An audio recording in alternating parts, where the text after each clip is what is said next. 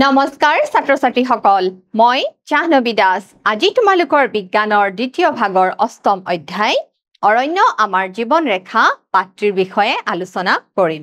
আজি আমি এই পাঠটিত সন্নিবিষ্ট হৈ থকা প্ৰশ্নসমূহৰ বিষয়ে আলোচনা কৰিম আহা ছাত্ৰ ছাত্ৰীসকল আমি শিকিবলৈ লওঁ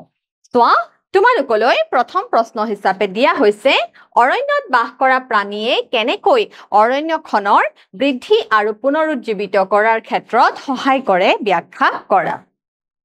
বনাঞ্চলত থকা জীৱ-জন্তুবোৰ বিভিন্ন প্ৰকাৰৰ এইবোৰ তৃণভোজী মাংসভোজী অনুজীৱ আদি হ'ব পাৰে এইবোৰে খাদ্য শৃংখল বজাই ৰখাত গুৰুত্বপূৰ্ণ ভূমিকা পালন কৰে দেখিছানে বনাঞ্চলত থকা জীৱ-জন্তুবোৰ কি হ'ব পাৰে তৃণভোজী হ'ব পাৰে মাংসভোজী হ'ব পাৰে আৰু মৃতজীৱী হ'ব পাৰে অৰণ্য হৈছে বহুতো জীৱৰে বাসস্থান বা আবাসস্থলী হয়নে নহয় অৰণ্যৰ প্ৰত্যেকটো জীৱই ইটোৱে সিটোৰ ওপৰত কি কৰি চলে নিৰ্ভৰ কৰি চলে আৰু অৰণ্যৰ এটা উপাদানৰ ওপৰত যদি কি হয় কিবা ক্ষতি হয় তেনেহলে আনবোৰ উপাদানৰ ওপৰতো ইয়াৰ কি হ'ব জানানে প্ৰভাৱ পৰিব চোৱা এইবোৰে তৃণভোজী মাংসভোজী অনুজীৱ আদি হ'ব পাৰে আৰু এইবোৰে কি কৰে খাদ্য শৃংখল বজাই ৰখাত গুৰুত্বপূৰ্ণ ভূমিকা গ্ৰহণ কৰে চোৱা হাঁহক কোনে খায় পতংগই খায় পতংগক আকৌ কোনে খায় ভেকুলীয়ে খায় ভেকুলীক আকৌ কোনে খায় সাপে খায় আকৌ সাপক কোনে খায় ঈগল চৰায়ে খায় এইদৰে অৰণ্যত কি দেখা যায় জানানে বিভিন্ন ধৰণৰ খাদ্য শৃংখল দেখিবলৈ পোৱা যায় চোৱা অনুজীৱই মৃত উদ্ভিদ আৰু প্ৰাণীক হিউমাছলৈ ৰূপান্তৰিত কৰে এই হিউমাছে পুষ্টিকৰ পদাৰ্থবোৰ পুনৰ মাটিলৈ ঘূৰাই অনাত কি কৰে সহায় কৰে এইবোৰে উদ্ভিদে আকৌ কি কৰে শোষণ কৰে দেখিছানে কোনো এটা জীৱৰ যেতিয়া মৃত্যু হৈ যায় তেতিয়া কি হৈ যায় জানানে তাৰ ওপৰত কিছুমান বেক্টেৰিয়া বা অনুজীৱৰ সৃষ্টি হয় আৰু এই বেক্টেৰিয়া বা অনুজীৱবিলাকে কি কৰে এই মৃত দেহটোৰ কি ঘটায় পচন ঘটায় বিযোজন ঘটায় তাক পুনৰ সৰল যৌগলৈ ৰূপান্তৰিত কৰে আৰু সেই বিলাক কি হৈ যায় জানানে মাটিৰ লগত পুনৰ মিহলি হৈ যায় আকৌ সেইবোৰ কিহৰ সৃষ্টি হয় হিউমাছৰ সৃষ্টি হয় পিছত উদ্ভিদৰ শিপাই সেইবোৰ আকৌ পোষক দ্ৰব্য হিচাপে কি কৰে গ্ৰহণ কৰে চোৱা জীৱ-জন্তুৱে কিছুমান উদ্ভিদৰ বীজ বিয়পাই দিয়াটো কি কৰে দেখিছানে সহায় কৰে পচি যোৱা জন্তুৰ গোবৰে বিভিন্ন প্ৰকাৰৰ পুলিবোৰক বৃদ্ধিৰ বাবে পুষ্টিকৰ উপাদান যোগান ধৰে অৰণ্যত বাস কৰা জীৱ-জন্তুৰ এই সকলোবোৰ কাৰ্যই ইয়াক বৃদ্ধি আৰু পুনৰুৎপাদন কৰাত সহায় কৰে দেখিছানে অৰণ্যৰ প্ৰত্যেকটো জীৱই ইটোৱে সিটোৰ ওপৰত কি হৈ থাকে নিৰ্ভৰ হৈ থাকে এবাৰ চোৱা অৰণ্যই কেনেদৰে বানপানী প্ৰতিৰোধ কৰে ব্যাখ্যা কৰা অৰণ্যই কেনেদৰে বানপানী প্ৰতিৰোধ কৰে অৰণ্যত কি সৃষ্টি হয় কেনপি সৃষ্টি হয় হয়নে নহয় অৰণ্যৰ ওপৰৰ আৱৰণটো কেনেকুৱা লাগে এটা সেউজীয়া এখন বহল আৱৰণৰ দৰে হৈ থাকে অৰণ্যত যেতিয়া বৰষুণ পৰে তেতিয়া কি হৈ যায় জানানে পুনে পুনে বৰষুণ মাটিলৈ নাযায় অৰণ্যত থকা বনাঞ্চলসমূহৰ গছ-গছনিৰ কি হয় কাণ্ড ডাল পাত আদিৰ পৰাহে কলৈ যায় মাটিলে যায় গতিকে অৰণ্যত থকা গছ-গছনি বা বনাঞ্চলসমূহে কি কৰে জানানে বৰষুণৰ পানীৰ প্ৰাকৃতিক শোষক হিচাপে কাম কৰে দেখিছা ছাত্ৰ-ছাত্ৰীসকল প্ৰাকৃতিক শোষক হিচাপে কাম কৰে অৰণ্যই পানীৰ প্ৰাকৃতিক শোষক হিচাপে কাম কৰে ইয়াৰ ফলত বৰষুণৰ পানী সোমাই যাব পাৰে গছৰ অনুপস্থিতিত বৰষুণৰ পানীয়ে পুনে পুনে মাটিলৈ আহিব যাৰ ফলত কি সৃষ্টি হ'ব জানানে বানপানীৰ সৃষ্টি হ'ব যদি অৰণ্য অঞ্চলত বনাঞ্চল নাথাকে তেনেহলে বৰষুণৰ পানী কি হ'ব বৰষুণৰ পানী মাটিলৈ গুচি আহিব যাৰ ফলত কি সৃষ্টি হ'ব পাৰে বানপানীৰ সৃষ্টি হ'ব পাৰে কিন্তু গছৰ উপস্থিতিৰ বাবে বৰষুণৰ পানী পোনপটীয়াকৈ মাটিত খুন্দা নপৰে ই বৰঞ্চ লাহে লাহে কি হৈ যায় জানানে মাটিত খুন্দা মাৰে সেয়েহে বানপানীৰ আগতে বৰষুণৰ সকলো পানী মাটিৰ মাজেৰে সোমাই যায় এইদৰে বনাঞ্চলে বানপানী কি কৰে জানানে ৰোধ কৰে গতিকে অৰণ্যই কি কৰে পৰিৱেশৰ ভাৰসাম্য ৰক্ষা কৰি ৰাখে চোৱা বিয়োজক কি দুবিধ বিয়োজকৰ নাম লিখা সিহঁতে অৰণ্যত কি কৰে বিয়োজক হৈছে কিছুমান পচনকাৰী অনুজীৱ বা বেক্টেৰিয়া বা ভেঁকুৰ ইহঁতে কি কৰে মৃত গেলা পচা জীৱ-জন্তু আদিৰ কি ঘটায় বিযোজন ঘটায় মানে পচন ঘটায় তাৰ মানে জটিল যৌগৰ পৰা ইহঁতক সৰল পৰ্যায়লৈ ৰূপান্তৰিত কৰে পচনকাৰী হৈছে মৃত উদ্ভিদ আৰু প্ৰাণীক হিউমাছলৈ ৰূপান্তৰিত কৰা অনুজীৱ দেখিছানে কিহলৈ ৰূপান্তৰিত কৰা হিউমাছলৈ ৰূপান্তৰিত কৰা অনুজীৱ হিউমাছে কি কৰে হিউমাছ হৈছে গাঢ় ৰঙৰ পদাৰ্থ হিউমাছে মাটিক সাৰুৱা কৰি তোলে চোৱা ব্যাক্টেৰিয়া আৰু ভেকুৰ দুবিধ পচনকাৰী পদাৰ্থ ইহতে উদ্ভিদ আৰু প্ৰাণীৰ দৰে বিভিন্ন মৃত জীৱক পচাই হিউমাছ গঠন কৰি পুষ্টিকৰ পদাৰ্থৰ পুনঃ ব্যৱহাৰ প্ৰক্ৰিয়াত কি কৰে সহায় কৰে দেখিছানে ভেকুৰ আৰু ব্যাক্টেৰিয়া বিলাকে কি কৰে হিউমাছৰ সৃষ্টি কৰাত অৱদান আগবঢ়ায় এবাৰ চোৱা বায়ুমণ্ডলত অক্সিজেন আৰু কাৰ্বন ডাই অক্সাইডৰ মাজত সমতা ৰক্ষা কৰাত অৰণ্যৰ ভূমিকা কি ব্যাখ্যা কৰা এতিয়া সেউজীয়া উদ্ভিদে কি কৰে ছাত্ৰ-ছাত্ৰীসকল সেউজীয়া উদ্ভিদে হালু সংশ্লেষণ প্ৰক্ৰিয়াৰে কি কৰে নিজৰ আহাৰ নিজে প্ৰস্তুত কৰে সৌৰ শক্তি আহৰণ কৰি হয়নে নহয় আৰু কাৰ্বন ডাই অক্সাইড গেছ গ্ৰহণ কৰে এই যে সেউজীয়া উদ্ভিদে যে কাৰ্বন ডাই অক্সাইড গেছ গ্ৰহণ কৰে সেই কাৰ্বন ডাই অক্সাইড গেছ কৰ পৰা পায় জানানে ছাত্ৰ-ছাত্ৰীসকল সেই কাৰ্বন ডাই অক্সাইড গেছ এৰে আমি যে মানুহবিলাকে নিশাহত কাৰ্বন ডাই অক্সাইড গেছ এৰি দিও তাৰ পৰা কি লাভ কৰে কাৰ্বন ডাই অক্সাইড গেছ লাভ কৰে আৰু হালু সংশ্লেষণ প্ৰক্ৰিয়াত কি গেছ নিৰ্গত কৰে জানানে অক্সিজেন গেছ নিৰ্গত কৰে আৰু সেই যে সেউজীয়া উদ্ভিদে যে অক্সিজেন গেছ এৰি দিয়ে সেই অক্সিজেন গেছ আকৌ কোনে গ্ৰহণ কৰে আমি উশাহত গ্ৰহণ কৰো হয়নে নহয় অৰণ্যক সেউজীয়া হাওঁফাওঁ বুলি কোৱা হয় দেখিছানে অৰণ্যক সেউজীয়া হাওঁফাওঁ বুলি কোৱা হয় মাটি বায়ু পানী এইবিলাকৰ কি জানানে বিশুদ্ধীকৰণ তন্ত্ৰ বুলিও কোৱা হয় কাৰণ বনাঞ্চলত থকা উদ্ভিদে হালু সংশ্লেষণ প্ৰক্ৰিয়াৰ জৰিয়তে অক্সিজেন মুক্ত কৰি জীৱ-জন্তুক শ্বাস প্ৰশ্বাসৰ বাবে অক্সিজেন যোগান ধৰাত সহায় কৰে দেখিছানে হালু সংশ্লেষণ প্ৰক্ৰিয়াৰ সময়ত কি গেছ নিৰ্গত কৰে অক্সিজেন গেছ নিৰ্গত কৰে গতিকে অৰণ্য থাকিলেহে বনাঞ্চল থাকিলেহে আমি কি সেৱন কৰিব পাৰিম আমি নিৰ্মল বায়ু সেৱন কৰিব পাৰিম তোমালোকে মনত ৰাখিবা দেখিছানে সেউজীয়া উদ্ভিদৰ সেউজীয়া পাতত গছৰ পাতত সৃষ্টি হোৱা কি হয় হালু সংশ্লেষণ প্ৰক্ৰিয়া যি শ্বেতসাৰ উৎপন্ন হয় লগতে কি গেছ নিৰ্গত হয় অক্সিজেন গেছ নিৰ্গত হয় দেখিছানে অক্সিজেন গেছ নিৰ্গত হয় এই অক্সিজেন গেছ কোনে গ্ৰহণ কৰিছে আমি মানুহবিলাকে জীৱ-জন্তুৱে গ্ৰহণ কৰিছে হয়নে নহয় আৰু মানুহে নিশাহত কি গেছ এৰি দিছে কাৰ্বন ডাই গেছ এৰি দিছে দেখিছানে কাৰ্বন ডাই অক্সাইড গেছ নিশাহত এৰি দিছে এনেদৰে সেউজীয়া উদ্ভিদে কি কৰে অক্সিজেন গেছ আৰু কাৰ্বন ডাই অক্সাইড গেছৰ মাজত বায়ুমণ্ডলত কি ৰক্ষা কৰি আছে সমতা ৰক্ষা কৰি আছে দেখিছানে অক্সিজেন গেছ আৰু কাৰ্বন ডাই অক্সাইড গেছৰ মাজত কি ৰক্ষা কৰি আছে সমতা ৰক্ষা কৰি আছে চোৱা উদ্ভিদে জীৱ-জন্তুৰ পৰা নিৰ্গত কাৰ্বন ডাই অক্সাইড গেছ সেৱন কৰে দেখিছানে উদ্ভিদে জীৱ-জন্তুৰ পৰা যি নিৰ্গত হয় কাৰ্বন ডাই অক্সাইড গেছ হেয়া কোনে লৈ লয় হেয়া সেউজীয়া উদ্ভিদে লৈ লয় এইদৰে উদ্ভিদে বায়ুমণ্ডলত অক্সিজেন আৰু কাৰ্বন ডাই অক্সাইডৰ ভাৰসাম্য যি বেলেন্স কৰি ৰাখে দেখিছানে ভাৰসাম্য ৰক্ষা কৰাত গুৰুত্বপূৰ্ণ ভূমিকা কি কৰে পালন কৰে ইয়াৰ পিছৰ প্ৰশ্ন চোৱা অৰণ্যত কিয় সামগ্ৰীৰ অপচয় নহয় বুজাই লিখা দেখিছানে অৰণ্যত সামগ্ৰীৰ অপচয় নহয় কাৰণ অৰণ্যৰ প্ৰত্যেকটো জীৱই এটাই আনটোৰ ওপৰত কি কৰি চলে নিৰ্ভৰ কৰি চলে গতিকে অৰণ্যত কোনো ধৰণৰ শক্তিৰ অপচয় নহয় চোৱা অৰণ্যত আৱৰ্জনা নাথাকে কাৰণ অনুজীৱই আৱৰ্জনাবোৰৰ ওপৰত ক্ৰিয়া কৰি হিউমাছলৈ ৰূপান্তৰিত কৰে দেখিছানে কিমান গুৰুত্বপূৰ্ণ কথা অৰণ্যত কোনো ধৰণৰ আৱৰ্জনা নাথাকে কাৰণ অনুজীৱবিলাকে অৰণ্যৰ আৱৰ্জনাবিলাকক কিহলৈ ৰূপান্তৰিত কৰে ছাত্ৰ-ছাত্ৰীসকল হিউমাছলৈ ৰূপান্তৰিত কৰে চোৱা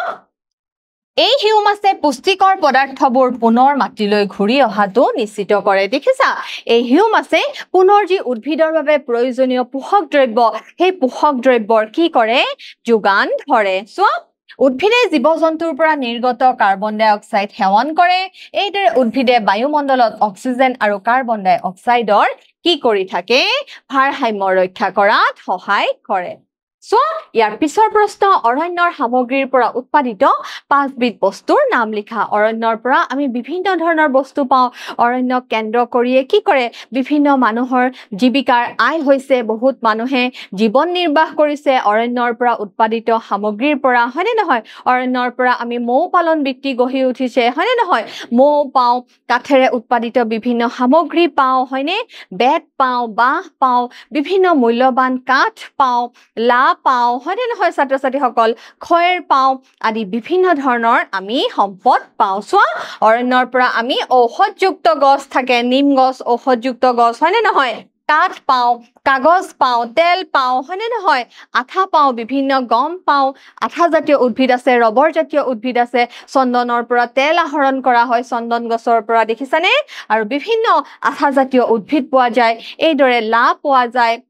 মৌ পোৱা যায় এইদৰে বিভিন্ন ধৰণৰ উদ্ভিদ আমি ক'ৰ পৰা পাওঁ অৰণ্যৰ পৰা পাওঁ দেখিছানে পতংগ পখিলা মৌমাখি আৰু চৰাইয়ে খালি ঠাই পূৰ কৰা পতংগ পখিলা মৌমাখি আৰু চৰাইয়ে সপুষ্পক উদ্ভিদৰ কিহত সহায় কৰে ছাত্ৰ-ছাত্ৰীসকল বংশ বৃদ্ধিত সহায় কৰে দেখিছা অৰণ্য হল দেশ আৰু দেশ বিশুদ্ধি কাৰক অৰণ্য হল বায়ু আৰু মাটিৰ কি হয় বিশুদ্ধি কাৰক অৰণ্যৰ দেশ স্তৰটো সৰু গুল্ম আৰু ঘাঁহ বনেৰে গঠিত অৰণ্যৰ নিম্ন স্তৰটো সৰু গুল্ম আৰু ঘাঁহ বনেৰে গঠিত পচা পাত আৰু প্ৰাণীৰ বিষ্ঠাবোৰে অৰণ্যত পোষক দ্ৰব্যৰ বৃদ্ধি কৰে দেখিছানে পচা পাত আৰু প্ৰাণীৰ বিষ্ঠাবোৰে অৰণ্যত কিহৰ বৃদ্ধি কৰে পোষক দ্ৰব্যৰ বৃদ্ধি কৰে আমাৰ পৰা দূৰৈত থকা অৰণ্যবোৰৰ অৱস্থা আৰু ইয়াৰ সমস্যাক লৈ আমি চিন্তিত কিয় বনাঞ্চলৰ লগত জড়িত বিষয়বোৰত আমি বিভিন্ন কাৰণত সজাগ হোৱা উচিত দেখিছানে বনাঞ্চলৰ পৰিমাণ হ্ৰাস পালে বায়ুত কাৰ্বন ডাই অক্সাইড গেছ বৃদ্ধি পাব যদি সেউজীয়া গছ-গছনিৰ সংখ্যা কমি যায় তেনেহলে কিহৰ পৰিমাণ বাঢ়ি যাব ছাত্ৰ-ছাত্ৰীসকল কাৰ্বন ডাই অক্সাইড গেছৰ পৰিমাণ বৃদ্ধি পাব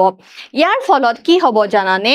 পৃথিৱীৰ উষ্ণতা বৃদ্ধি পাব দেখিছানে পৃথিৱীত যদি বায়ুমণ্ডলত কাৰ্বন ডাই অক্সাইড গেছৰ পৰিমাণ বাঢ়ি যায় তেনেহলে কি হৈ যাব উষ্ণতাৰ পৰিমাণো বাঢ়ি যাব বনাঞ্চল নাথাকিলে মাটিৰ খহনীয়া হলহেতেন দেখিছানে যদি বনাঞ্চল নাথাকে গছ-গছনি নাথাকে তেনেহলে কি হ'ব মাটিৰ খহনীয়া হ'ব মাটিৰ ক্ষয়ভৱন হ'ব কাৰণ গছৰ শিপাইহে মাটিক কি কৰে খামুচি মাৰি ধৰি থাকে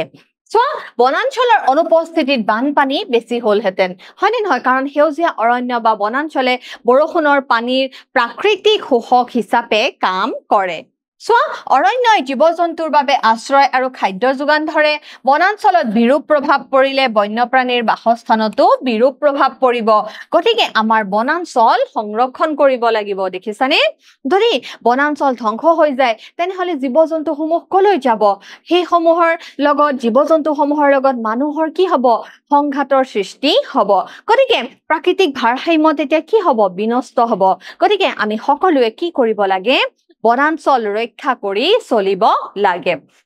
সো অৰণ্যত বিভিন্ন প্ৰকাৰ প্ৰাণী আৰু উদ্ভিদ থকাটো কিয় প্ৰয়োজনীয় বুজাই লিখা বনাঞ্চলত অধিক বৈচিত্ৰ্যপূৰ্ণ উদ্ভিদ আৰু প্ৰাণীয়ে ইয়াক পুনৰুৎপাদন আৰু বৃদ্ধিত সহায় কৰে উদ্ভিদৰ অধিক বৈচিত্ৰ্যৰ অৰ্থ হ'ল তৃণভোজী প্ৰাণীৰ বাবে অধিক খাদ্য আৰু বাসস্থান দেখিছানে উদ্ভিদৰ যদি অধিক বৈচিত্ৰ্য হয় তেনেহলে তৃণভোজী প্ৰাণীৰ বাবে কি হৈ যাব অধিক খাদ্য লাভ কৰিব তৃণভোজী প্ৰাণীৰ সংখ্যা বৃদ্ধিৰ অৰ্থ হ'ল মাংসভোজী প্ৰাণীৰ বাবে অধিক খাদ্য দেখিছানে যদি সেউজীয়া উদ্ভিদ বাঢ়ি যায় ঘাঁহনি বাঢ়ি যায় সেউজীয়া ঘাঁহনি বাঢ়ি যায় তেনেহলে তৃণভোজী প্ৰাণীৰ কাৰণে খাদ্য বাঢ়ি যাব হয়নে নহয় ফলত তৃণভোজীৰ সংখ্যা বাঢ়ি যাব আকৌ তৃণভোজীৰ সংখ্যা যদি বাঢ়ি যায় লগে লগে আকৌ কি প্ৰাণীৰ সংখ্যা বাঢ়ি যাব মাংসভোজী প্ৰাণীৰ সংখ্যা বাঢ়ি যাব কাৰণ মাংসভোজী প্ৰাণীয়ে আকৌ কি কৰে তৃণভোজী প্ৰাণীক খাই জীয়াই থাকে দেখিছানে কিয় অৰণ্যত বিভিন্ন প্ৰকাৰ প্ৰাণী আৰু উদ্ভিদ থকাটো কিয় প্ৰয়োজনীয় বুজাই লিখা গতিকে ইটোৱে সিটোৰ ওপৰত কি কৰি চলে নিৰ্ভৰ কৰি চলে পচনকাৰী পদাৰ্থই মাটি আৰু বৃদ্ধি পোৱা গছ-গছনিলৈ পুষ্টিকৰ পদাৰ্থৰ যোগান ধৰি ৰখাত কি কৰে সহায় কৰে এই বিস্তৃত বৈচিত্ৰ্যই অৰণ্যক এক গতিশীল জীৱ কৰি তোলে অৰণ্যক এক গতিশীল সম্পদ কৰি তোলে সো শিল্পীজনে চিত্ৰৰ বিভিন্ন বস্তুবোৰ চিহ্নিত কৰিবলৈ আৰু কাৰ চিহ্নৰ দিশ পাবলৈ দিবলৈ পাহৰি গ'ল কাৰ চিহ্ন দিশ দিয়া আৰু তলত উল্লেখিত বস্তুবোৰ চিহ্নিত কৰা মেঘ বৰষুণ বায়ুমণ্ডল কাৰ্বন ডাই অক্সাইড মেঘ বৰষুণ বায়ুমণ্ডল কাৰ্বন ডাই অক্সাইড অক্সিজেন উদ্ভিদ প্ৰাণী মাটি আৰু ভূগৰ্ভৰ জলপৃষ্ঠ সো মেঘ বৰষুণ বায়ুমণ্ডল হয় নহয় কাৰ্বন ডাই অক্সাইড অক্সিজেন উদ্ভিদ প্ৰাণী মাটি মূল ভূগৰ্ভৰ জলপৃষ্ঠ দেখিছানে এয়া কিহৰ চিত্ৰ মেঘৰ পৰা কি হৈছে বৰষুণ হৈছে হয় নহয় আৰু এয়া কি হয় এয়া হৈছে বায়ুমণ্ডল আৰু সেউজীয়া উদ্ভিদৰ গছে কি এৰি দিয়ে সেউজীয়া উদ্ভিদৰ গছে কাৰ্বন ডাই অক্সাইড গেছ গ্ৰহণ কৰে আৰু লগতে কি গেছ এৰি দিয়ে অক্সিজেন গেছ এৰি দিয়ে হয় নহয় ছাত্ৰ-ছাত্ৰীসকল সেউজীয়া উদ্ভিদে কি কৰিব অক্সিজেন গেছ এৰি দিব আৰু কাৰ্বন ডাই অক্সাইড গেছ কি কৰিব গ্ৰহণ কৰিব দেখিছা সেউজীয়া উদ্ভিদে কাৰ্বন ডাই অক্সাইড গেছ গ্ৰহণ কৰিব আৰু অক্সিজেন গেছ কি কৰি দিব এৰি দিব বুজি পাইছা ছাত্ৰ-ছাত্ৰীসকল আৰু উদ্ভিদ হয় নহয় এয়া হৈছে উদ্ভিদ আৰু এয়া হৈছে প্ৰাণী এটা হৰিণৰ চিত্ৰ দেখুওৱা হৈছে গতিকে এইটো এটা কি প্ৰাণী হয়নে ছাত্ৰ-ছাত্ৰীসকল প্ৰাণীয়ে কি কৰিছে কাৰ্বন ডাই অক্সাইড গেছ এৰি দিছে দেখিছা প্ৰাণীয়ে কাৰ্বন ডাই অক্সাইড গেছ এৰি দিছে আকৌ উদ্ভিদ জোপাই কি কৰিছে অক্সিজেন গেছ এৰি দিছে সো ভূগৰ্ভৰ জলপৃষ্ঠ দেখিছানে ইয়াত কি দেখুওৱা হৈছে ভূগৰ্ভৰ জলপৃষ্ঠ দেখুওৱা হৈছে ইয়াৰ পিছৰ প্ৰশ্ন চোৱা তলৰ কোনবিধ অৰণ্যৰ উৎপাদিত সামগ্ৰী নহয় আঠা প্লাইউড লা কেৰাচিন তলৰ কোনবিধ অৰণ্যৰ উৎপাদিত সামগ্ৰী নহয় কেৰাচিন অৰণ্যৰ উৎপাদিত সামগ্ৰী নহয় সো তলৰ কোনবোৰ উক্তি সত্য নহয় অৰণ্যই মাটিৰ খহনীয়া ৰোধ কৰে অৰণ্যৰ উদ্ভিদ আৰু প্ৰাণী এটাৰ ওপৰত আনটো নিৰ্ভৰশীল নহয় অৰণ্যই জলবায়ু আৰু জলচক্ৰত প্ৰভাৱ পেলায় মাটিয়ে অৰণ্য বৃদ্ধি আৰু পুনৰুজ্জীৱিত কৰাত সহায় কৰে কোৱেশ্চনটো দিছে প্ৰশ্নটো দিছে তলৰ কোনবোৰ উক্তি সত্য নহয় গতিকে অৰণ্যই মাটিৰ খহনীয়া ৰোধ কৰে ই সত্য অৰণ্যৰ উদ্ভিদ আৰু প্ৰাণী এটাৰ ওপৰত আনটো নিৰ্ভৰশীল নহয় বুলি দিছে তাৰ মানে ই অসত্য হয় নহয় অৰণ্যই জলবায়ু আৰু জলচক্ৰত প্ৰভাৱ পেলায় বুলি কৈছে এটো হ'ব কি হ'ব জানানে ছাত্ৰ-ছাত্ৰীসকল সত্য নহয় মাটিয়ে অৰণ্য বৃদ্ধি আৰু পুনৰুজ্জীৱিত কৰাত সহায় কৰে ই হৈছে সত্য এতিয়া পিছৰ প্ৰশ্ন চোৱা অনুজীৱই মৃত উদ্ভিদৰ ওপৰত ক্ৰিয়া কৰি প্ৰস্তুত কৰা সামগ্ৰীটো হ'ল বালি কাঠফুলা হিউমাছ কাঠ উত্তৰটো কি হ'ব ছাত্ৰ-ছাত্ৰীসকল উত্তৰটো হ'ব হিউমাছ অনুজীৱই মৃত উদ্ভিদৰ ওপৰত ক্ৰিয়া কৰি প্ৰস্তুত কৰা সামগ্ৰীটো হ'ল কি ছাত্ৰ-ছাত্ৰীসকল সামগ্ৰীটো হ'ল হিউমাছ আজি আমি এই অষ্টম অধ্যায়ত সন্নিবিষ্ট হৈ থকা প্ৰশ্নসমূহৰ উত্তৰসমূহৰ বিষয়ে আলোচনা কৰিলো আশা কৰিছো ছাত্ৰ-ছাত্ৰীসকল তোমালোকে বুজিবলৈ সক্ষম হৈছা ঘৰত ভালদৰে পঢ়া শুনা কৰিবা আজিলৈ আহিছো ধন্যবাদ